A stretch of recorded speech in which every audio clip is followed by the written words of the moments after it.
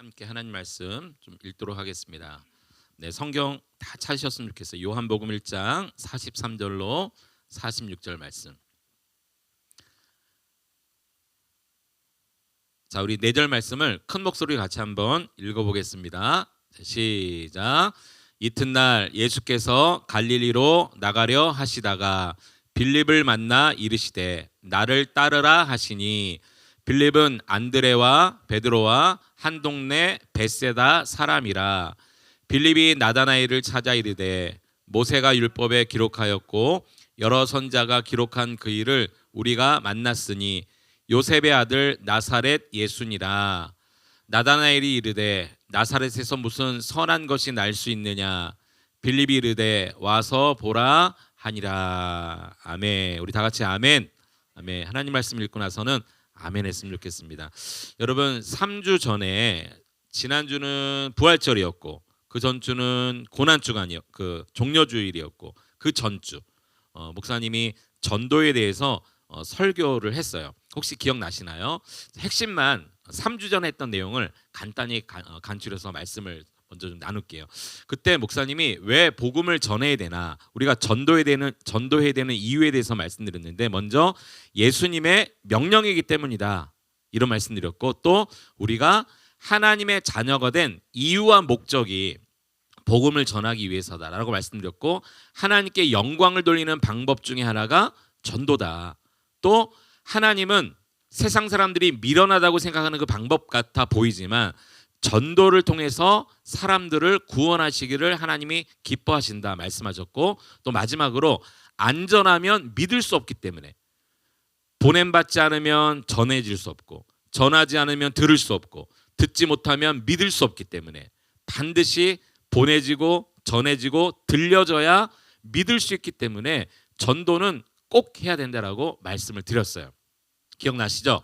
또 언제 복음을 전해야 되나? 그때 3가지를 말씀드렸는데, 때를 얻든지 못 얻든지, 또 날마다, 그리고 바로 지금 복음을 전해야 된다라고 하면서, 기억나세요? 마지막 그림 한 장을 보여드렸는데 중국에서 실제 있었던 일인데, 사형수가 마지막 사형을 집도받기 직전에 사형을 집행하는 집행관이 마지막으로 할 말이 없느냐라고 물어봤을 때 뭐라고 말했다고 그랬죠? 기억나세요? 집행관님, 혹시 예수님 믿으세요? 그러니까 집행관이 깜짝 놀란 거예요. 이 사람은 지금 곧 죽을 사람인데. 근데 다행히도 집행관이 예수님을 믿고 있어서 저는 예수님을 믿고 있습니다 라고 말했을 때, 이 사형받는 사람이 이런 말을 했다고 그랬죠. 다행이네요. 나중에 천국에서 만나요. 이 말을 들은 그 주변에 있는 군인들이 깜짝 놀랐다고 그랬잖아요. 도대체 집행관과 사형을 당한 사람들은 예수 믿는다는 게 뭔데 나중에 천국에서 만나자니, 이게 도대체 무슨 말인가 궁금해서 교회를 찾아가 목사님께 묻고, 나중에 그들도 예수를 믿었다라는 그런 실제 이야기를 들려드렸잖아요. 그러니까 바로 지금 모든 순간, 때를 얻든지 못 얻든지 복음을 전하는 게 너무너무 중요하다라는 말씀을 나눴어요. 그러면서 복음이 온 세상에 다 전해지면 예수님이 다시 오신다는 것을 말씀을 통해 나눴는데, 이 말씀만 같이 한번 읽어볼게요. 그때 읽었던 말씀인데요.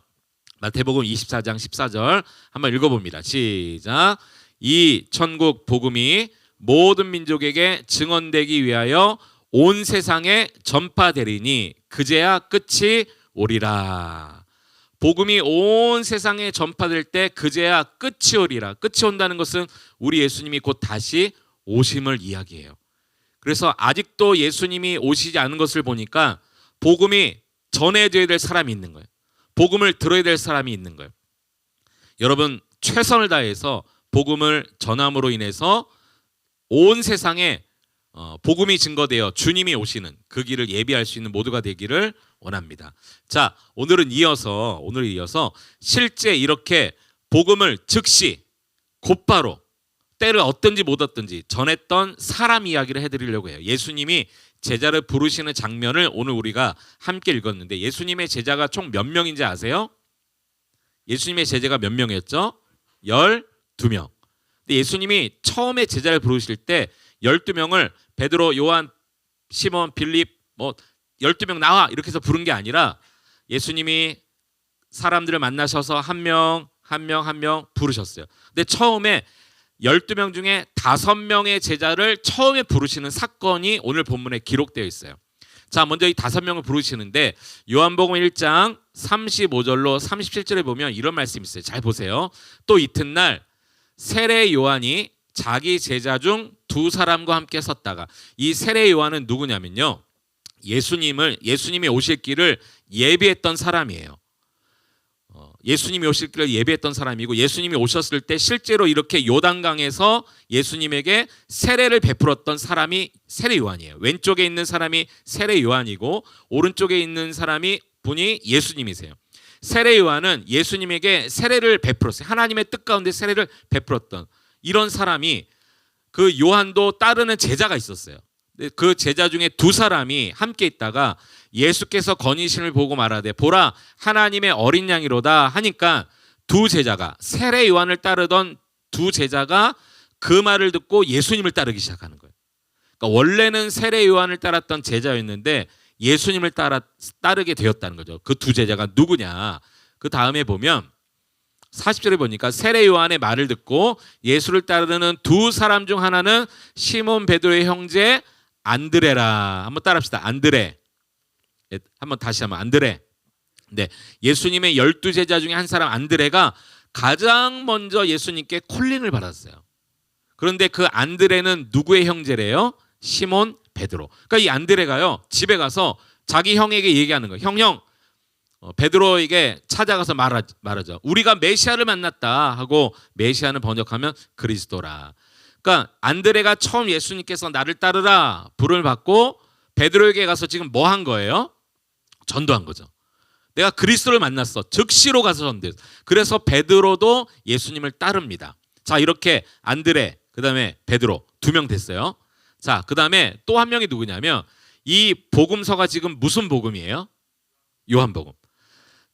요한을 불렀다라는 그런 직접적인 표현은 없지만 이 복음서를 쓰고 있는 요한복음의 저자인 요한도 함께 여기 부름을 받았다는 것을 알 수가 있어요. 이것을 기록해 놓았기 때문에. 그러니까 처음에 안드레, 그 다음에 베드로, 그 다음에 이 복음서의 저자 요한, 3명까지 불렀죠. 자, 그 다음에 보세요. 그럼 나머지 5명 중에 또 2명은 누군가? 자, 오늘 본문에 나와요. 읽었던 본문에 나오는데, 이튿날 예수께서 갈릴리로 나가려 하시다가 누구를 만났어요? 빌립이라는 사람 만나요. 빌립을 만나 이르되 나를 따르라 하시니, 빌립은 아까 나왔죠. 안드레, 베드로와 한 동네 베세다 사람이래요. 똑같이 어부인 거야. 그러니까 안드레, 그의 형제 베드로, 또 요한, 빌립 다 어부 출신이에요. 베세다 어부 출신이에요. 자, 이렇게 같은 동네이기 때문에 서로 잘 알겠죠. 빌립을 만나셨어요. 그런데 놀라운 일이 일어납니다. 자, 이 말씀 같이 한번 읽어볼게요. 45절 시작. 빌립이 나다나엘을 찾아 이르되 모세가 율법에 기록하였고 여러 선자가 기록한 그 일을 우리가 만났으니 요셉의 아들 나사렛 예수니라. 자, 빌립도 지금 나다나엘에 가서 뭐 한 거예요? 지금 전도하고 있는 거예요. 전도. 아까 안드레도 베드로 형에게 전도, 지금 빌립도 친구 나다나엘에게 전도하는 거예요. 여기 보면 모세가 율법에 기록하였고, 이 말은 구약 성경의 모세오경을 이야기해요. 모세오경에 예언된 그 선지자, 그분을 우리가 만났다. 그분은 나사렛 예수니라. 나사렛은 지역 이름이거든요. 저 나사렛에서 나시는 예수님이다. 이런 이야기를 했어요. 지금 전도하고 있는 거예요, 빌립이. 그랬더니 나다나엘이 그 말을 듣고 나사렛에서 무슨 선한 것이 날 수 있느냐, 이런 말을 해요. 쉽게 말하면 나사렛? 그거 저 시골에 있는 촌동네 아니야? 저 시골 동네에서 무슨 구세주가 날 수 있겠어? 구약에 예언된 메시아가 저런 촌동네에서 난다고? 나다나엘이 이렇게 이야기하니까 빌립이 이렇게 말합니다. 자, 노란 글씨만 한번 읽어볼게요. 시작. 와서 보라. 이렇게 이야기해요. 와서 보라. 빌립은요 이렇게 전도했어요. 일단 와봐, 이런 얘기죠. 내가 예수님 만났다니까 와서 보라. 구약에 예언된 메시아가 이분이야 라고 전하기 위해서 와서 보라. 그러니까 이 나다나엘은 오늘 이 세상의 대부분 사람들의 반응이겠죠. 우리가 전도하면 에이 뭐 그런 하나님이 있어 이렇게 말을 할 수도 있고, 나 그런 성경 몰라, 뭐 그런 일이 다 있어, 말도 안 돼, 이런 말을 하는 사람이 나다나엘. 지금 이 세상의 사람들이 그런 반응을 보이지만 그때 우리가 기죽지 않고 두려워하지 않고 해야 될 말이 있는데 빌립과 같이 일단 와봐 이렇게 말하는 거예요. 여러분 우리 5월 17일 날 토요일인데요. 친구 초청 잔치가 있는 날이에요. 우리 교회 옥상에서 바베큐 파티도 할 거고 재미있는 게임도 할 거고 영화도 볼 거고 여러분 하루 즐거운 시간을 보낼 텐데 친구들에게 가서 야 일단 와봐 이렇게 한번 전해봤으면 좋겠어요. 예수님이 어떤 분이시고 하나님의 아들이시고 여러분이 우리가 잘 전하지 못한다 할지라도 빌립처럼은 말할 수 있어요. 빌립처럼 일단 와봐. 일단 와봐. 같이 가보자. 이렇게는 전할 수 있잖아요. 빌립과 같이 우리가 그렇게 전하는 여러분 되었으면 좋겠어요. 베드로는 요한의 전도를 받고 예수님의 제자가 되었고 나다나엘, 이 나다나엘은 12명 제자 중에 바돌로메거든요. 이 나다나엘 바돌로메는 빌립의 전도를 받고 처음에는 거절했지만 그럴 일이 없어. 메시아가 어떻게 나사렛을 알 수 있어. 이렇게 거부했지만 일단 와서 봐. 그 말에 초청을 받고 와서 예수님을 만나게 돼요. 그래서 나다나엘, 이 바돌로메도 예수님의 제자 12명의 한 제자가 됩니다. 여러분 이렇게 누구든지 와서 보라 말할 수가 있어요. 사도 바울은요 이렇게 고백했어요. 내가 복음을 전할지라도 자랑할 것이 없는 것은 내가 부득불할 일입니다. 만일 복음을 전하지 아니하면 내게 화가 있을 것이로다. 사도 바울은요 내가 복음을 전하는 게 결코 자랑거리가 되지 않는다고 말하면서 부득불할 일이다 이렇게 말했어요. 여기 부득불할 일이라는 것은요 하지 않으면 안 될 일을 이야기하는 거예요. 마음이 내키지 않아도 반드시 해야 되는 일, 그 일이 부득불할 일이에요. 여러분 전도하는 게 쉬워요? 어렵습니다. 때로는 부끄러워서 말도 잘 못 나와요. 그렇죠. 학교에서 나 교회 다니는데 여러분 지난 주간에 부활절 그 계란 나눴어요? 네, 우리 지연이만 인증샷을 2개 올린 것 같은데, 여러분 이거 나누는 게 쉽지 않아요. 이 학교까지는 가져갔을지 모르겠어요. 그런데 가방에서 이게 꺼내져요? 안 꺼내져요. 참 어려워요. 하지만 부득불할 일이야. 어렵지만 할 일이에요. 마음 내키지 않지만 반드시 해야 될 일이라고 바울은 고백하고 있어요. 오히려 복음을 전하지 않으면 내게 화가 있을 것이로다라고 그렇게 스스로를 자책하면서 복음을 전하고 있다는 거죠. 여러분 이번 한 주간도 여러분 반드시 친구들한테 예수님을 전했으면 좋겠어요. 그 말이 안 나오면 예수의 예자가 안 나오면 빌립처럼 와서 보라 이 말을 할 수 있잖아. 일단 가보자 이 말 할 수 있잖아. 우리 중고등부가 그래서 부흥하는 올해가 되었으면 좋겠어요. 친구들 많이 전도하는 올해가 되었으면 좋겠어요. 목사님이 3가지 예화만 드리고 말씀 마치려고 해요. 여러분 미국의 뉴저지에 가면 드류 대학에 이뤘어요. 실제 있었던 일. 이 드류 대학에 필리핀에서 미국까지 건너온 유학생이 있었어요. 그리고 첫날 기숙사에 딱 들어갔어요. 그리고 짐을 풀고 첫날 기숙사에 들어갔으니까 얼마나 모든 게 다 낯설잖아. 같이 기숙사에 들어갔는데 기숙사 방을 쓰는 사람은 아직 도착은 안 했어. 근데 이날 아침부터 장대비가 쏟아지고 있는 거예요. 혼자 우두커니 기숙사에 앉아 있는데 너무 낯선 그 환경 가운데 누가 문을 두드렸어요. 누구세요? 물어봤더니 저는 이 뉴저지 드류 대학의 교수입니다. 어느 교수님이 문을 두드린가. 이 기숙사 방에 들어간 자신을 보고 찾아왔어요. 문을 열어드렸어요. 이 교수가 자기를 소개하면서 뭐라고 말했냐면 학생 나는 이 대학의 교수인데 저 기숙사 앞에 좋은 교회가 있는데 오늘 나랑 교회를 같이 가보지 않겠소? 그날이 또 주일이었어요. 이 필리핀 대학생 유학생은 교회를 나가본 적이 없는 학생이에요. 그런데 교수님이 이 비 오는 날 우산을 2개나 들고 와서 하나를 건네면서 교회 가보지 않겠냐고 얘기하는 거예요. 정말 내키지 않았어요. 가고 싶지 않았어요. 쉬고 싶었어요. 그렇지만 자기를 위해 우산까지 들고 찾아온 교수님의 호의를 생각해서 그 교수님의 말을 들어드리는 게 예의라고 생각해서 오늘만 가보겠다. 내 교수님하고 오늘만 가야지. 그리고 우산을 넘겨받고 그 교회를 갔다는 거예요. 또 예배를 드리는데 목사님 말씀이 마음에 편안함으로 다가오는 거예요. 그리고 가봤더니 자기와 똑같이 이곳저곳 먼 타국에서 온 해외 유학생들이 함께 예배를 드리고 있는 거예요.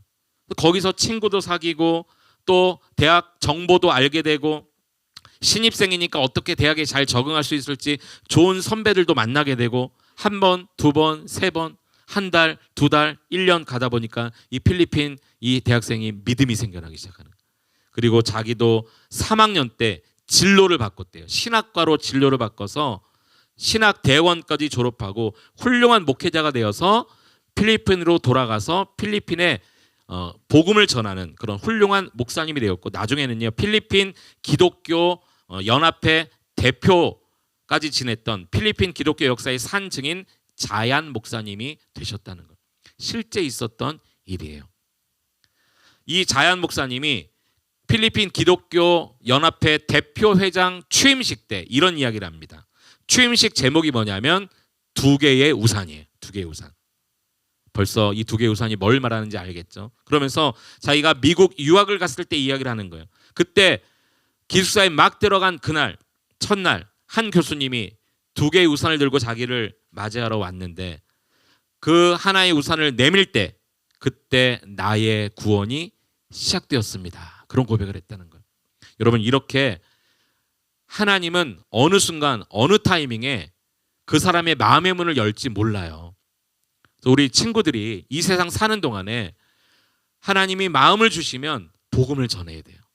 예수님을 전해야 돼요. 아니면 이 교수님처럼 예수님에 대해서 말을 한 게 아니라 오늘 저 앞에 좋은 교회가 있는데 나와 함께 가보지 않겠습니까? 빌립처럼 와서 보라 이런 얘기를 한 거잖아요. 가보자 이런 얘기를 한 거잖아요. 여러분들이 그렇게 전도를 시작했으면 좋겠어요. 목사님이 전도 기회를 놓친 너무너무 안타까운 한 명이 있어요. 여러분, 이 사람 누군지 아세요? 누구세요? 박진영. 여러분, 박진영 씨와 제가 한 동네 살았던 친구라는 거 아세요? 초등학생 때, 초등학교 저학년 때 같은 초등학교를 다녔고 같은 동네에서 야구도 하고 놀았던 친구예요. 아마 이 박진영 씨도 저를 어렴풋이 기억할 거예요. 왜냐하면 저는 쌍둥이거든요. 그 동네 쌍둥이가 저희밖에 없었어요. 그래서 그 동네 쌍둥이를 모르면 간첩이었어. 같이 축구하고 야구하고 학교 다니고 했기 때문에 저는 당연히 이 사람을 알죠. 근데 이 박진영 씨도 어렴풋이 어릴 때 동네에서 야구했던 쌍둥이 친구들 아마 기억할지도 모르겠어요. 근데 그때도 이렇게 생겼어요. 참 무섭게 생겼죠. 얼굴 새카맣고 이렇게 생겼어요. 그러니까 얼마나 명랑하고 잘 놀았는지 몰라요. 근데 그때 너무 안타까운 건 뭐냐면 목사님이 너무너무 두고두고 후회가 되는 건 뭐냐면 이 박진영 이분에게 교회 가자는 말을 못했어요. 교회 가자고 말을 못한 거예요. 그래서 이 친구가 교회를 안 가는, 지금은 교회를 다니는 것 같고 유튜브에도 보니까 막 성경 얘기도 하고 그러는데 이게 사실인지 아닌지 모르겠지만 잘못된 이단에 빠져 있다라는 얘기도 들었어요. 그러니까 너무너무 더 안타까운 거지.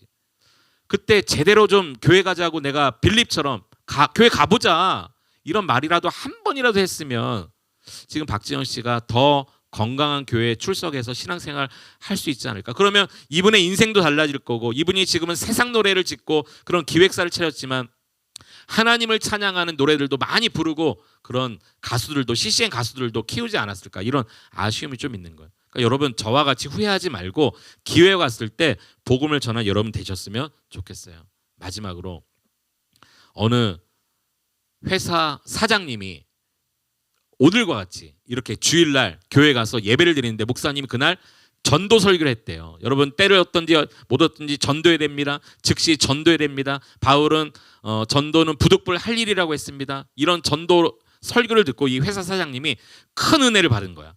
그리고 내가 전도해야 되겠다. 그래, 전도해야지. 그리고 마음을 먹고 하나님 앞에 약속했어. 하나님, 제가 내일 처음으로 만나는 사람에게 복음을 전하게 해주십시오. 처음으로 만나는 사람들에게 예수님에 대해서 말하게 해주십시오 라고 굳은 마음을 먹고 출근을 하는데, 이 회사 사장님은 날마다 이 회사에 출퇴근시켜주는 운전수가 있었어요. 이와 같이 이 사장님은 회사에서 자기를 찾아오는 거래처 사람, 처음으로 만나는 사람만 생각했는데 갑자기 회사에 출근하려고 딱 아침에 차를 타려고 하는데, 어머, 오늘 내가 하나님 앞에 처음으로 만나는 사람을 전도하겠다고 마음먹었는데 처음 만난 사람이 누구였어요? 운전수인 거예요. 근데 이 운전수는 15년 동안 자기를 회사에 출퇴근시켜준 운전수인 거예요. 15년 동안. 이 차를 탔어요. 이 사장님이 마음에 이런 생각을 하는 거예요. 내가 지난 15년 동안 한 번도 운전수에게는 복음을 전한 적이 없는 거야.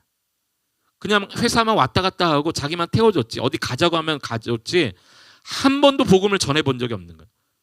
하나님 앞에 약속했잖아요. 내가 오늘 처음 만나는 사람에게 복음을 전하겠습니다. 그래서 이 회사를 가는 차 안에서 예수님에 대해서 이야기하는 거예요.